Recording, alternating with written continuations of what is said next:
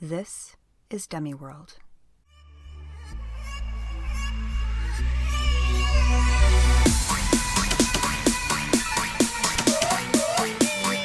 Oh my God! Well, my husband thought it would be better if I knew how to say, "Oh my, isn't that nice?" instead of "Who gives a shit, honey?" Classy Southern ladies. Your accents are really great. Oh, thank you.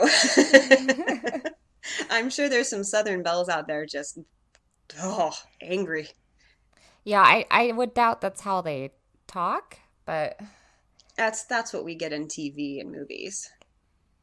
That's what I feel like they sound like, that exaggerated streetcar named Desire kind of thing. absolutely. That's what I was thinking of when you were talking like that. My, it's dreadfully hot out here. So, let's see. This is Demiworld. I'm Cindy, I'm Kelly. and today we're talking about serial killers. Right? Ho- Serial killers, I got the right day? yeah, right there. Hometown serial killers. Yeah, Or home state home serial killers. state. Yeah. Well, I'm originally from Southern California, so this will work for me as being a hometown, sort of home geographic location. Southern California is pretty big. I'm from southern Wisconsin, and my serial killer is more from the middle of Wisconsin, so Yeah. the more north you get in those parts, the weirder the people get. Is it because it's more backcountry? Yeah, it's like backwoods up north Yeah. people, up north folk. Yeah. I think anytime you kind of head out of the city, it starts to get sketchy. Just a Well, little they're, bit. they're hardcore folks in Wisconsin because it's so cold there. Right, right. The Fargo kind of like Yeah, whole idea. Yeah. yeah, totally. Like ice fishing and shit. Like it's cold. Okay. So do you want to start? Or do you want me to? Whichever, I have no preference. Okay. Well, I go ahead and start because I think you started the last couple times. Why don't you go ahead and start? Because I started the last couple times. Okay. Okay. So I'm going to tell you the story of how a 13-year-old kid helped bring down one of California's most notorious serial killers. All Okay. right. So, on a hot August night in 1985, 13-year-old James Romero couldn't sleep. It's hot.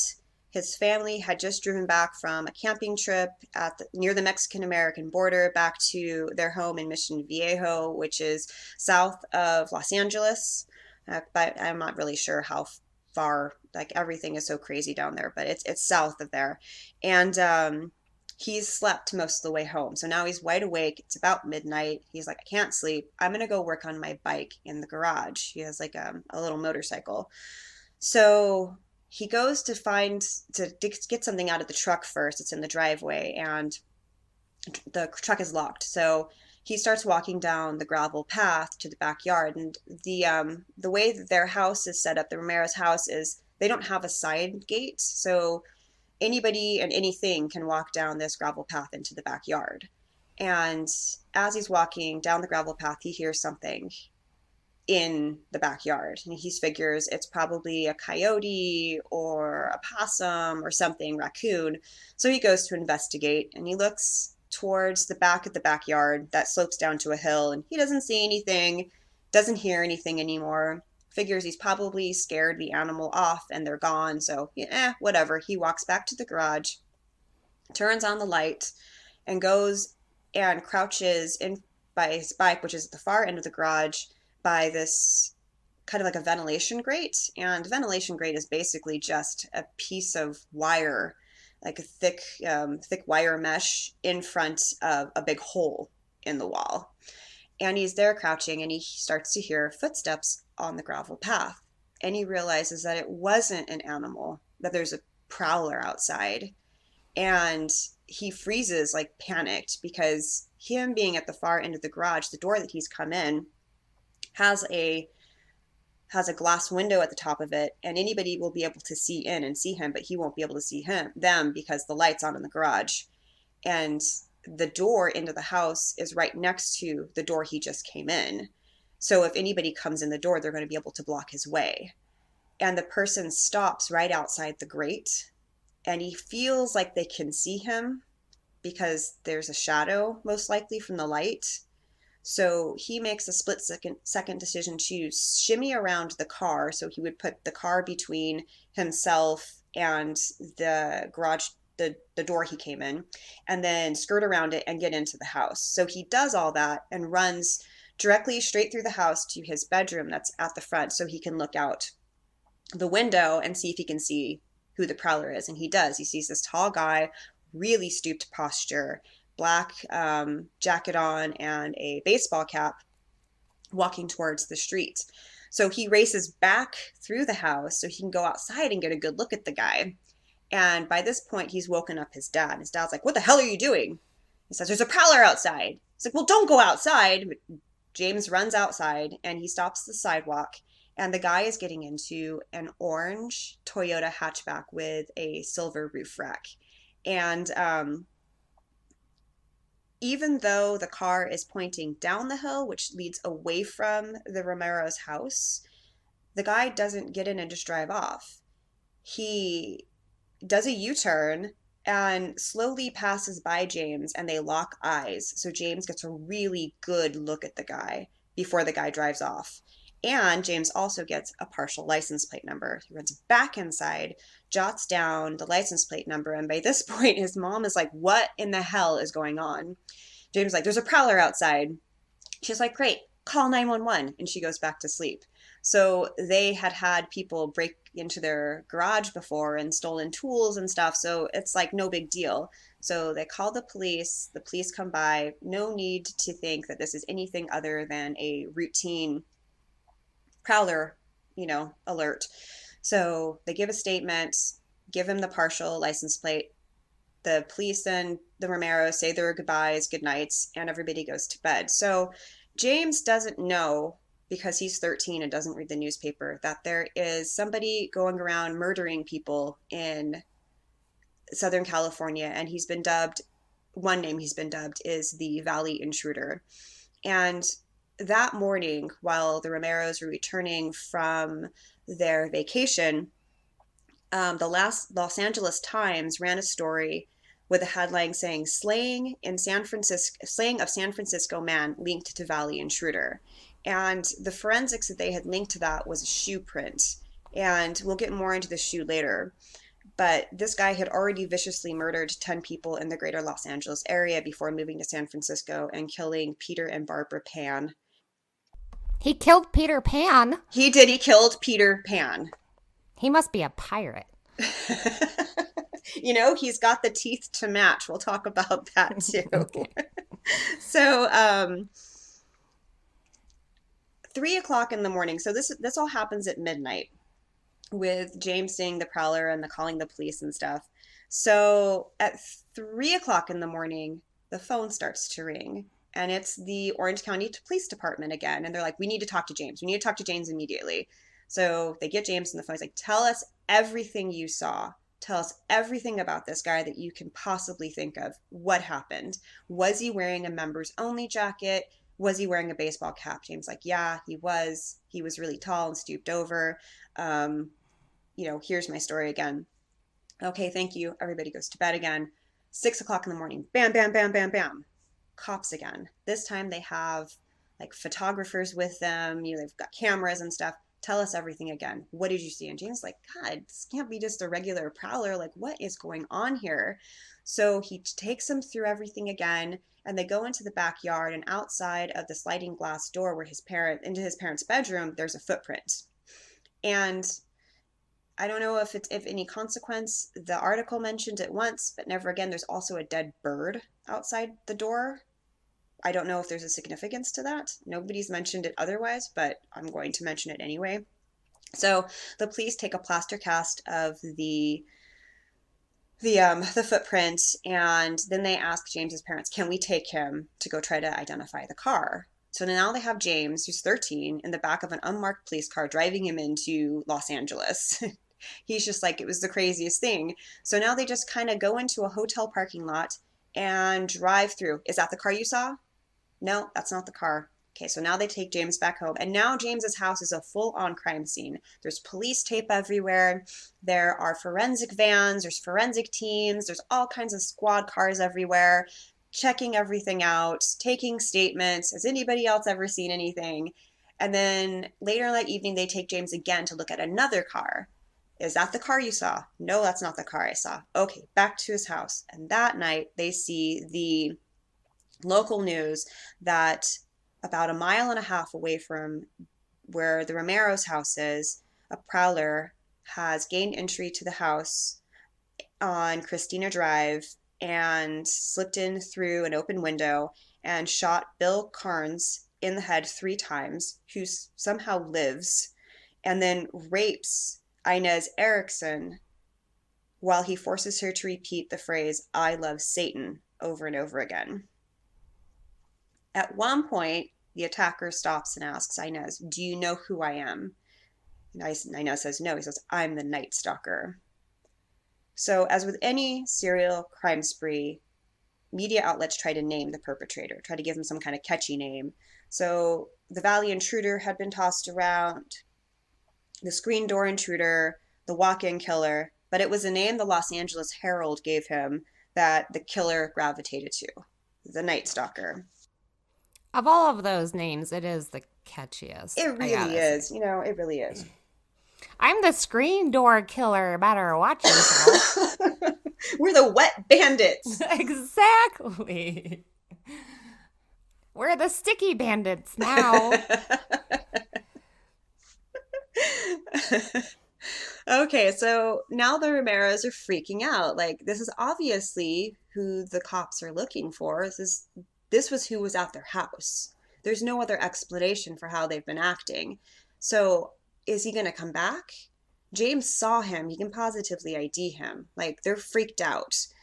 So a few days later, the police discover the orange Toyota, which had been stolen, abandoned in a strip mall parking lot. And they wait a couple of days. They case it. And they see if anybody shows up to reclaim the car, and nobody does. So then they impound it, take it to the station, and then bring James in and say, "Okay, is this the car?" "Yes, this is the car. Same racks, same partial license plate, totally the same car." So they try to fingerprint it, but they can't find any prints in it. It's been wiped clean. So they decide to use a new technique that had been developed in Tokyo, which is super glue fuming. I didn't know it's been developed in Tokyo, which is pretty cool. So they fume the inside of the car with super glue, and they find one single print on the back of the rear view mirror. And they're like, "Oh my God, it has to be the Night Stalkers." Awesome. So they run it through whatever digital fingerprinting database you have in 1985. I can't imagine it very sophisticated. Right. And they get 99 hits back. So now they have to go through manually and match a fingerprint to the 99 that they got back. So I'm assuming several days later, they get a hit to a young 25-year-old drifter named Richard Ramirez.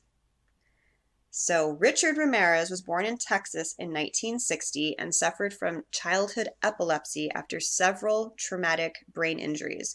One time at the age of 5, he was hit in the head with a heavy swing. In his early teens, Ramirez became really close with an older cousin, McGill, who served in Vietnam and enjoyed torturing Vietnamese women and taking pictures of it to prove his stories. At 13, Ramirez witnessed McGill murder his wife. I don't know how he murdered her, but I'm assuming it was violent. Soon after that, Ramirez becomes obsessed with Satanism and the devil. In 9th grade, he drops out of high school, and in 1977, he is arrested for his first time in marijuana possession. Soon after that, he moves to California and gets into heavier drugs, namely cocaine. And he has a horrible sweet tooth. And even as a child, you couldn't get the kid to brush his teeth. He would start his day with like sugar snaps and Coca-Cola. So in 1981 and then again in 1984, he's arrested for auto theft. And that was when his personal hygiene gets noted and really starts to go down the tubes. And he's got like severe snaggletooth. Okay. Yeah.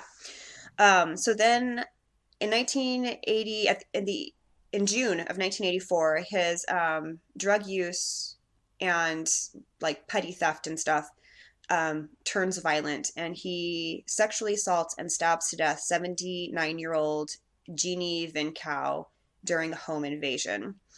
9 months later, in March 17th, 1985, Ramirez attacks Maria Hernandez, who escapes, but unfortunately her roommate, Dalia, I think that's how you say it, Dela, ooh, I'm really bad at names, Okazaki, I think, does not. So he kills the roommate.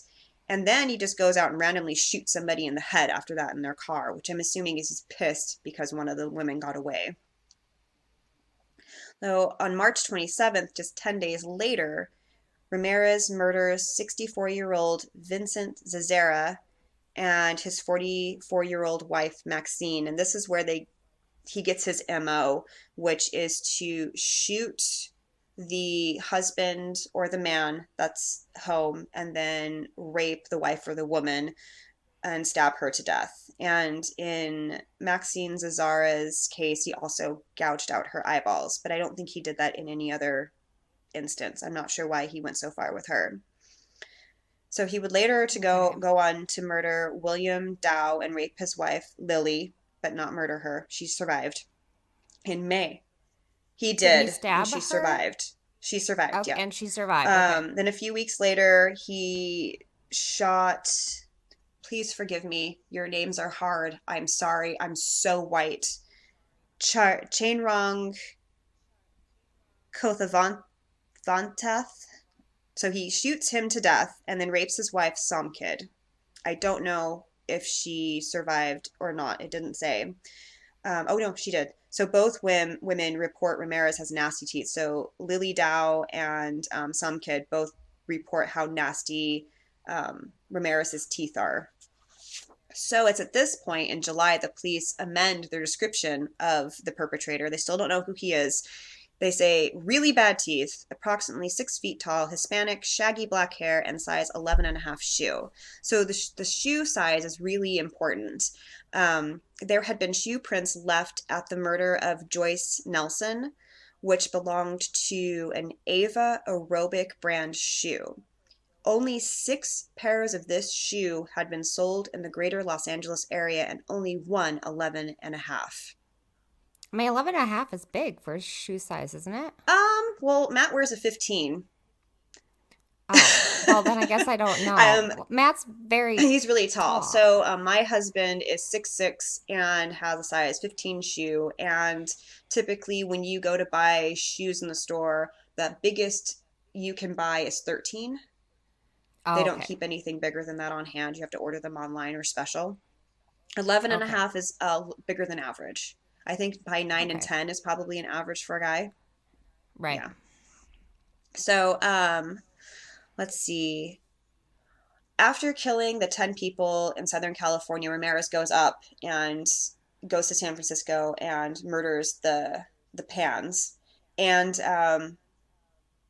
Mayor Dianne Feinstein decides to give a speech to kind of calm everybody down. And she mentions the shoes. And Ramirez hears this and throws them off the Golden Gate Bridge. So, like, the Yeah. one big clue that they've got to go on is gone because Dianne Feinstein fucked up. She fucked up, basically. She should have never mentioned the shoes. So that's one of the reasons that they took the shoe print over at James's house, is because if it's an 11 and a half size shoe, then they know they've probably got the same guy. So after they get the print and they positively ID Ramirez and they have his mugshot on file from 1984, the police are wondering, should we release this information to the public? It might spook him and then he'll move to another state and we'll never catch him. But they decide to do it anyways. And luckily, on that day, Ramirez had hopped a bus, a Greyhound, to go to Arizona to visit his brother. No idea that his picture is everywhere. And he gets to Tucson, calls his brother from the payphone at the bus station. There's no answer. He decides to go home. So he takes a bus back to East LA, where every fucking person on the goddamn planet who lives there is looking for him. He quickly discovers that everybody knows who he is. So he tries to steal a car. And he's not successful. The woman will not give the car over. So he takes off into a small neighborhood and tries to steal another car. And neighbors notice him and they're like, oh no, not on my fucking watch, motherfucker. So they start chasing him. They catch him. They beat him. Someone's like, hey, that's the Night Stalker. So they beat him some more and hold him until the police come. Now he's in custody. The police go and pick up Gein and swoop him off to a awards ceremony because he was pretty much like, if he hadn't called the cops, they wouldn't have gotten an ID on this guy nearly as fast. They would have never had the orange Toyota. They would have never thought to fume it for fingerprints or anything. Like, this kid was just the linchpin in catching the Night Stalker as quickly as they did. And they give him some awards. They give him a brand new, I think it was a Yamaha ATC bike and some checks from local businesses, and then take some pictures for publicity. And then they take him, put him in a helicopter, and he goes to a lineup with Inez Erickson, the woman who had to repeat I love Satan over and over again while she was being raped by him, and they positively ID Ramirez. So during the preliminary hearing, James gives 8 hours of testimony over 2 days about what happened at his house. And the entire time he's on the stand, Ramirez won't stop staring at him. Just stares right at him. So what does James do? He stares right back. So they're having a staring war while James gives his testimony. And finally, Ramirez would smile, wink, and look away. And it was like James said, I just knew he was trying to get in my head. But God, what a ballsy 13-year-old, right? Like, I wouldn't. I mean, I was just thinking that, but I don't know. A teenage boy going through puberty, he's got way more testosterone than we could probably ever imagine, Like, his balls just dropped and they got huge. So, of course, Ramirez is found guilty of 13 murders, 5 attempted murders, 11 sexual assaults, and 14 burglaries. After he is sentenced to death, he told reporters, big deal. Death always went with the territory. See you in Disneyland. Ramirez spent more than 23 years on death row and died at the age of 53 of B-cell lymphoma on June 23rd, 2013.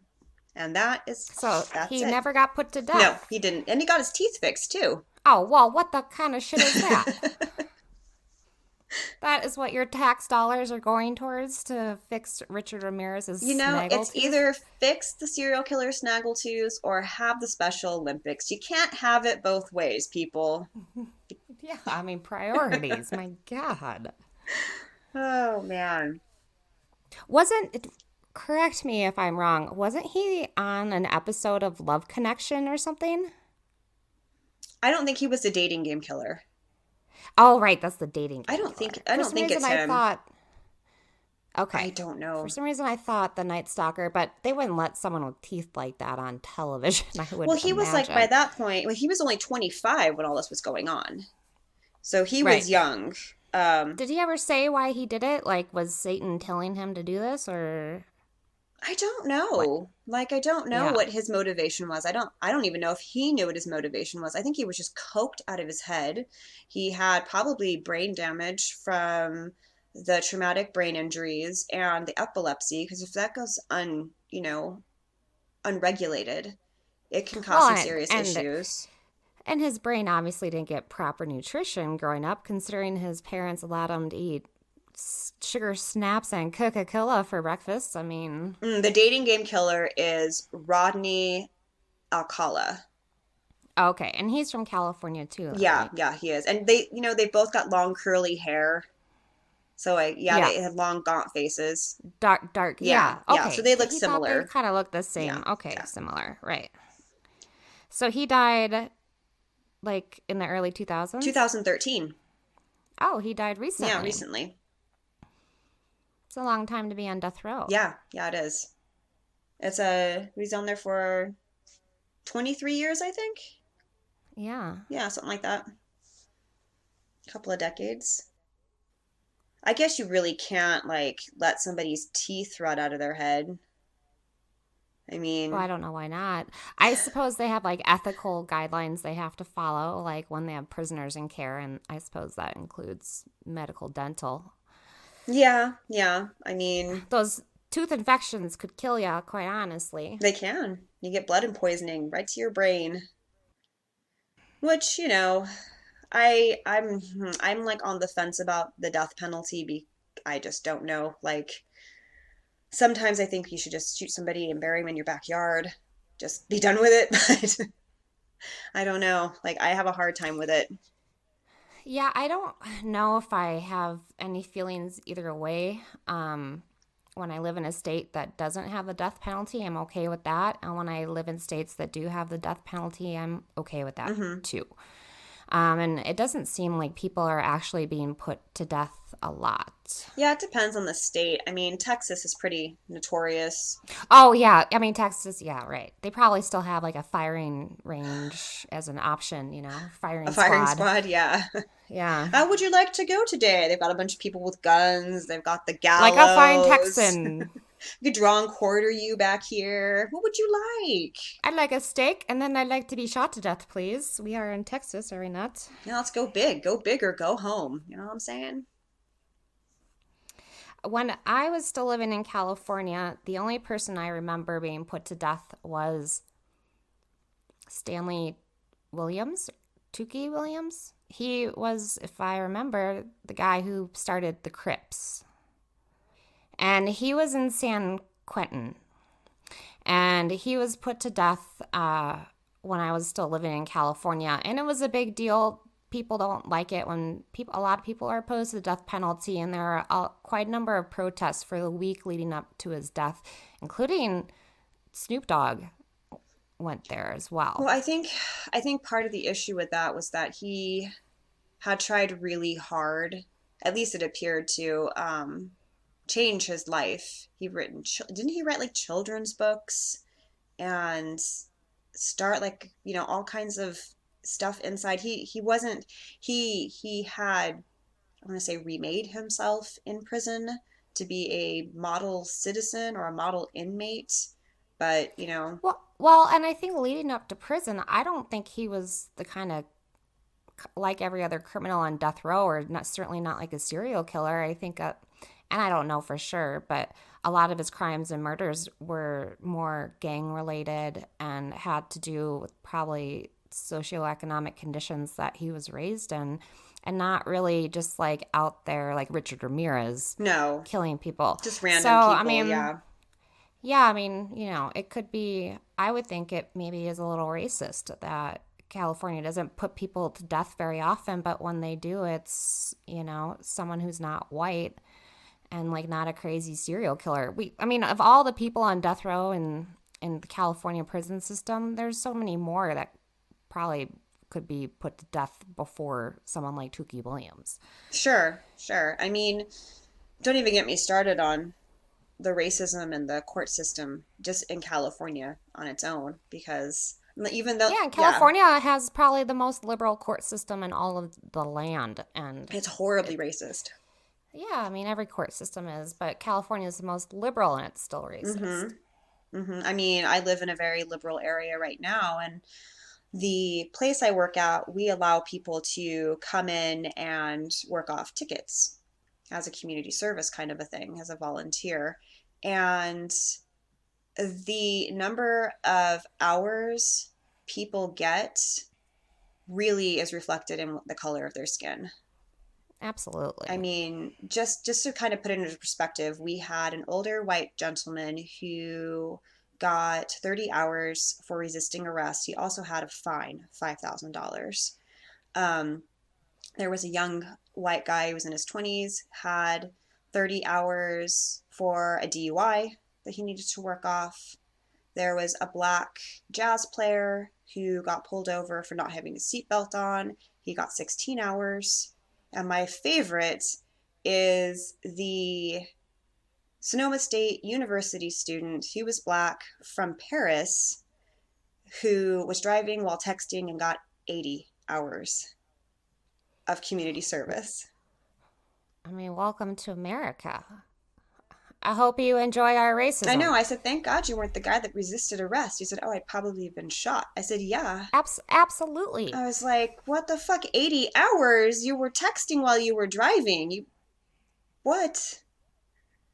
Yeah. Oh, but 30 hours for DUI for a young white guy. I'm like, It probably wasn't even his first DUI. I don't think it was. But anyway, we digress. Yes. So what do you have to tell me from Wisconsin? Well, the big serial killer in Wisconsin is Jeffrey Dahmer, but I didn't want to do Jeffrey Dahmer. And I don't blame you. I always heard about this other guy called Ed Gein, but I didn't really know much about him. I just knew he was another serial killer from Wisconsin. Although I don't think I would classify him as a serial killer. I would say he was a murderer and a body snatcher. Okay. Because don't serial killers have isn't there protocol to be considered a serial killer? No, there isn't. There's two degrees. There's like the ritualistic killings, and then there's like the spree killings. And the ones like Ramirez, spree killings, typically have what would be considered low intelligence. Crimes of opportunity. People who are more like the Ted Bundys that kind of have like this very sort of like modus operandi of how they do everything and plan it out. It's high intelligence. And serial killers basically just have to kill a certain number of people in a certain amount of time. Yeah, so what's that number and what's that time? Oh, there's actually like a written thing for it. It's probably within like, I would say, a couple of months. And it has to be over like 4, I think. Okay, some of the stuff I was reading said like over 3, and I think there is a time period, but then there's also a cooling off period between murders. And so Ed Gein, as they know for sure that he only murdered 2 people when he was alive. I mean, he wasn't a serial killer yet. I think that's where he was headed. Okay. So Ed Gein is from Plainfield, Wisconsin, which is right from the very middle of the state. Okay. And they also called him the Butcher of Plainfield. And this was in the 1950s. He was apprehended in November of 1957. Okay. So in Plainfield, Wisconsin, a local woman goes missing. And the last time she was spotted, she was with Ed Gein. And so the police go to his house to question him about her and her disappearance. Right. And when they get to his house, in his back shed, they find this woman. And she is like strung upside down from her ankles. And I think her head was cut off. And she was, gutted, I suppose, like you would do a deer. Okay. Yeah. And the police they're just shocked, like I think they were just going there to question him. They really weren't expecting to find anything like this. Was it the missing woman or was it a different woman? It was the missing woman. Okay. So when they find her in the shed, obviously they start searching the house. And they go in his house, and what they find are like human bones everywhere. There's a trash can made out of human skin. Ugh. There's human skin covering several chairs. He has skulls on his bedposts. Oh, man. But he only killed 2 people? Yeah, body snatcher. Oh, okay. So he has bowls made from human skulls. Oof. He has a belt made of female nipples. They find a shoebox with 9 vulvae in them, and I'm assuming that's the plural form of vulva. He has a box of 9 vulva. Wow. He has a mask that was made from like a female head, a skin mask that he wore that was made from a female head. There's a lampshade made from human skin.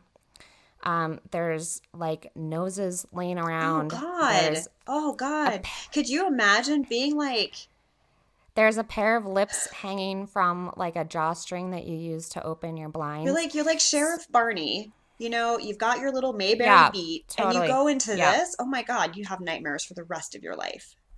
Oh, absolutely. In fact, I think that um, Ed Gein's confession about this somehow became inadmissible because the detective giving him whatever, who was interviewing him, beat the shit out of Oh, him. I bet.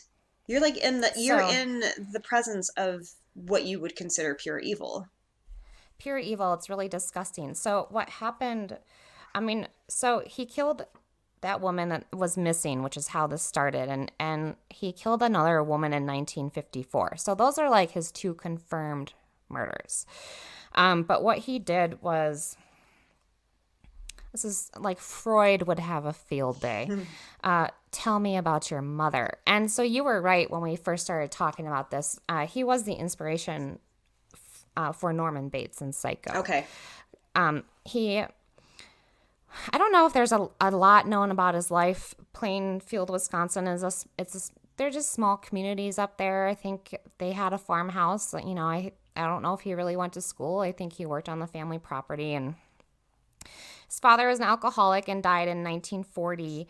And Ed Gein was born in 1906. So he would have been in his 30s. And then in 1944, his brother died. And it's speculated that he actually did kill his brother because his brother was giving him a really hard time about their mother or something like that. Okay. So I'm assuming that the brother, I don't know if you know this, didn't live at home with Ed and his mom. I'm assuming that Ed lived with his mom. Ed did live with his mom. I think his brother might have, though. I'm not Okay. positive about Okay. that. But it could have been like a Cain and Abel type killing, whatever. Sure. So that leaves mother and son alone, but only for maybe a year. And in 1945, mom dies. And Ed Gein, who probably is already crazy at this point, just goes really insane.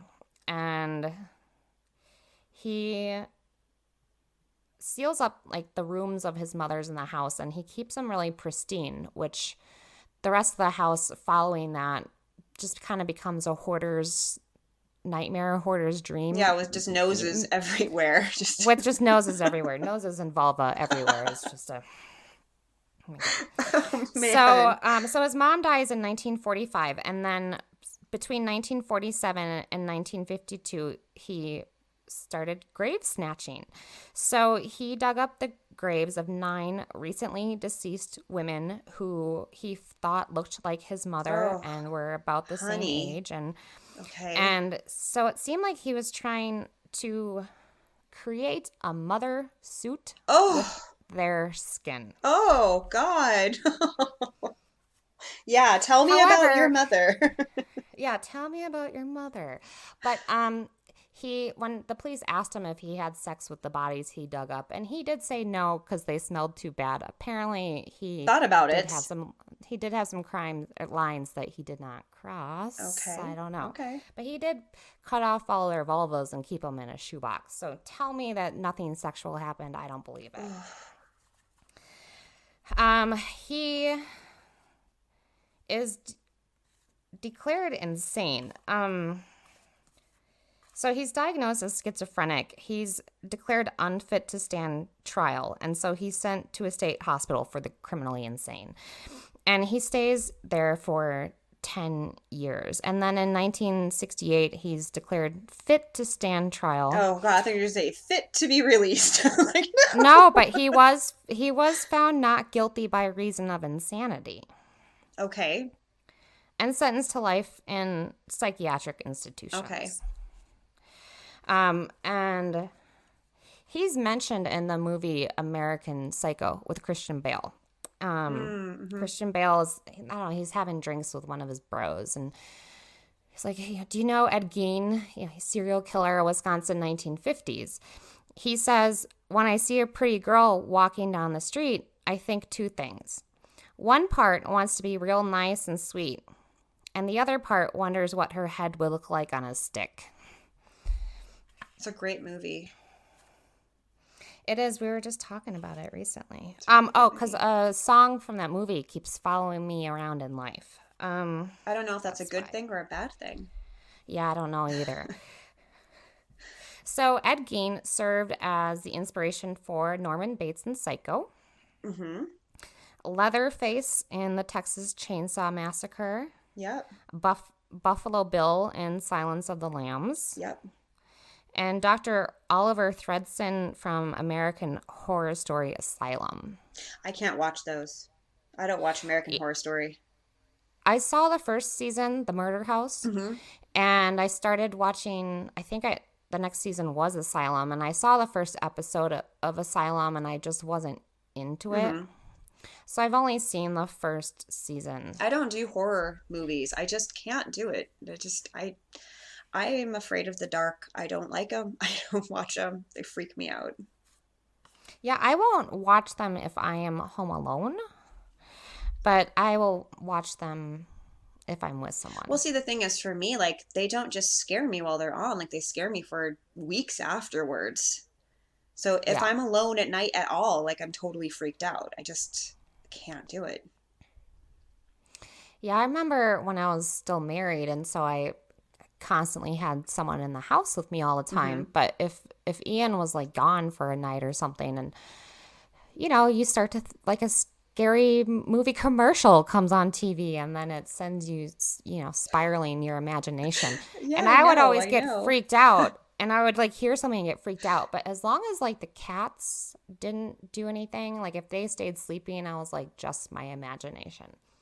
But if I heard something and the cats like started looking around, I'd be like, we're all gonna die. We are all going to die. There is a little girl just crawled out of a well and magicked her way into this house, and we're all gonna die. I think the last scary movie I saw was The Grudge. That was a long time ago. Cindy. And Yeah. it was either that one or there was another one that was a hotel room, like Hotel like 1602 or something like that. That was also a really long It was a time long ago. time ago. And there's this one scene in The Grudge where she lifts the blanket to look under and the girl is climbing through Right. and I was like, dude, that is one of my horrors. Like that is one of my fears from a child, is something crawling up underneath the covers from the foot of the bed to get me. And I was like, I'm done. Nope, done. Not watching this movie. I have no idea how it ends. I didn't finish it.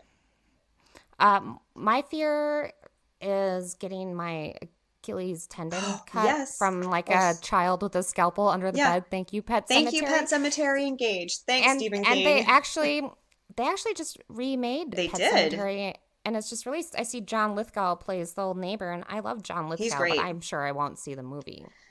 Yeah, I might be able to, I don't know. See, like that's something like old movies like that, like I might be able to watch that one. Like I can watch The Shining. I can watch The Shining all day, every I day love alone. that movie. But Pet Cemetery is, I can't. That one's scary. It is scary. It is scary. I find it scary. So even now I'm like about to be 38 years old. But don't think that if I'm like getting into my bed that I don't like jump that last foot to like avoid any little child arms coming out from under my bed to cut my Well, Achilles tendon. Odin, like he'll wake up and he gets into bed with us every night because he's 5 and that's what you do. And before he gets into bed with us, I make him go to the bathroom. So I'll go with him because I'm not going to make him go on his own because that's cruel. And I'll stand there with him while he goes pee. And then he like quickly starts pulling stuff up and he starts racing to the bed and he jumps in. I'm like, dude, that's totally fine. I do the exact same thing when you're not around.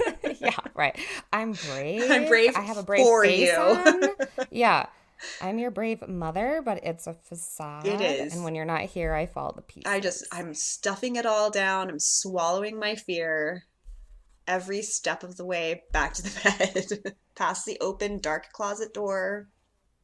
So, okay, anything more to add about good old Ed? No, I mean, I didn't dig a whole lot into him. I mean, I feel like I could have watched interviews with him and could have tried to figure out the psychology, but like I said, I never really researched him or knew about him before I started doing this. And when I read that list of shit they found in his house, I was like, I am just not going there, because learning about him made me feel like watching scary movies makes me feel. I felt hollow and empty and dead on the inside, and I just like wanted to cry and hug my mother and tell her I love her, you know? I'll never turn you into lampshade, I promise, Mom. Yeah, promise I won't make a mom I'll make a bodysuit. mom suit. Oh, that is the creepiest fucking thing I've ever heard.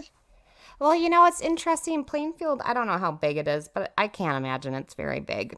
And so just the fact that you would think it would take a lot of work to dig up a grave. And I think that they were sort of fresh. And so I don't know if they were fully buried yet. They might have like been put in the ground and not like fully covered and packed up yet. Otherwise, it would be a lot of work because he would dig them up and then no one knew that this was happening. So he would just remove the bodies and then no one would know that the grave sites had been Hey, disturbed. you know what? If you love what you doing, you'll never work a day in your life. True that. I mean, yeah, if they're fresh graves, like if it's a small town, and it probably it doesn't take a genius to figure out which graves are new and who's died. You just pop on over in the middle of the night. There would be no reason to patrol because Right. this kind of thing doesn't happen there. That's Right. probably why it went for so long without anybody noticing. Right. And he had to wait for women that matched his mom.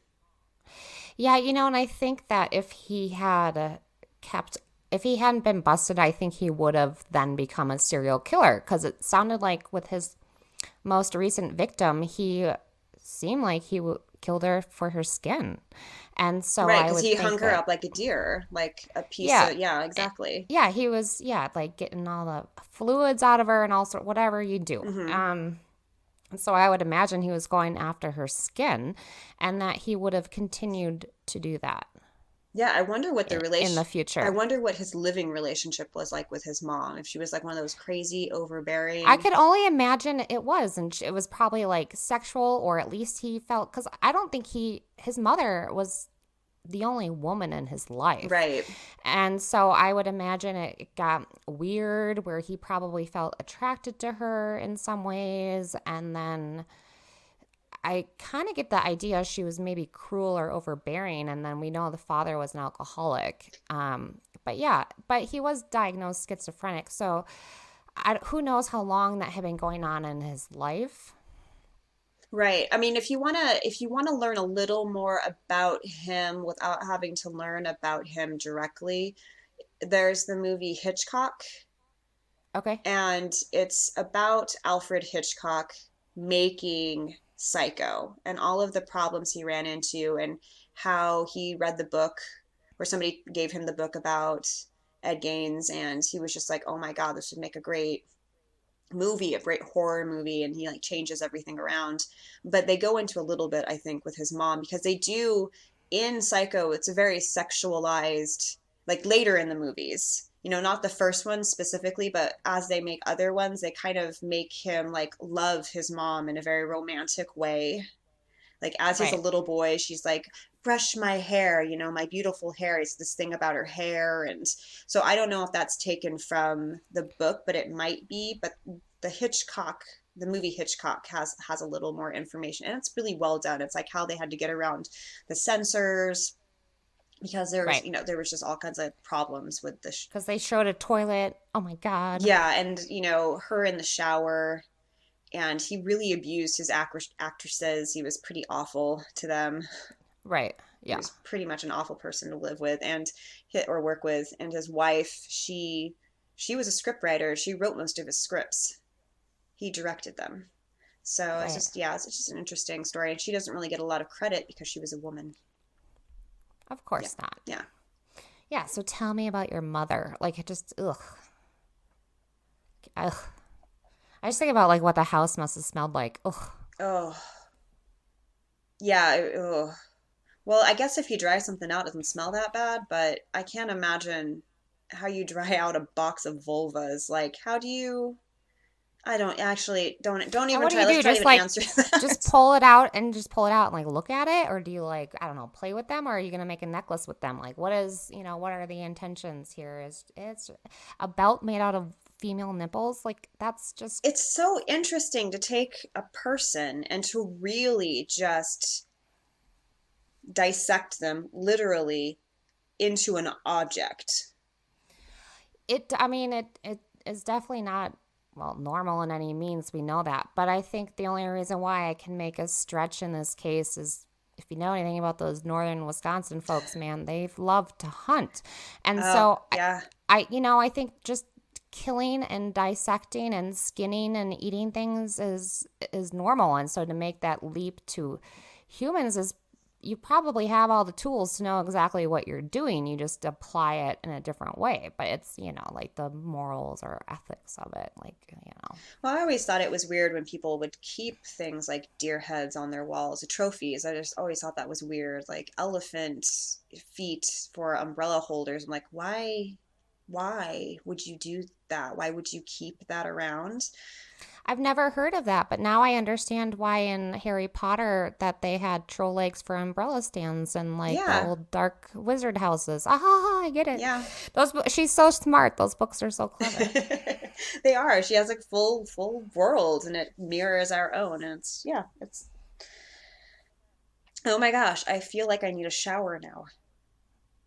Yeah, I mean it does, it just doesn't make me feel good. No. I mean, can you imagine, like, I don't know, I would imagine he would put on the mask made out of the lady's face, and he'd put on parts of the meat suit he was already making. And they sort of, did that in Silence of the Lambs. Not that, I don't think he was wearing anyone yet, but you could, just Buffalo Bill when he's like in front of the mirror and he has like his dick tucked between his Yeah, legs, yeah. and put the lotion in the basket. Like, Yeah, and as he's up there, he's mocking her even though he wants to be her by pulling his right, shirt out where her breasts are. Ah, and mocking her. You're just like, you right. are so fucking twisted, dude.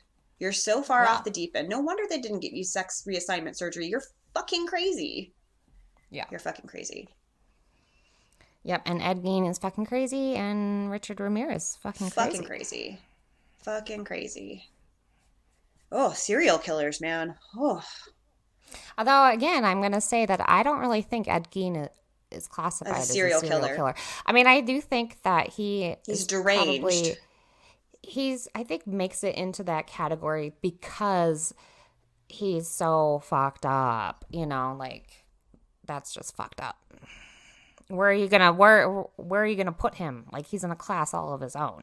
Yeah, like desecrating graves, desiccating a body, you know, Trying to make a mother suit. yeah.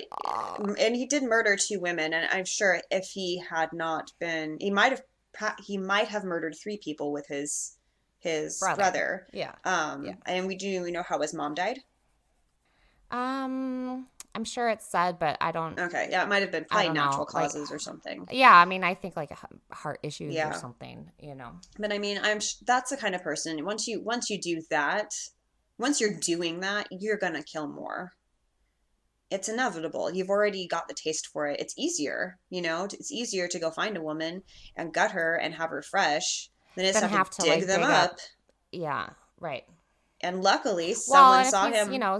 schizophrenic, it's possible that things were really bad at this time. I Right. mean, maybe with some kind of treatment that it was a little bit more manageable. So, Yeah, it could have been caught earlier. right. I'm sure if his mother was overbearing and crazy, she also had mental illness and suffered from it and, predisposed and being raised by a crazy person.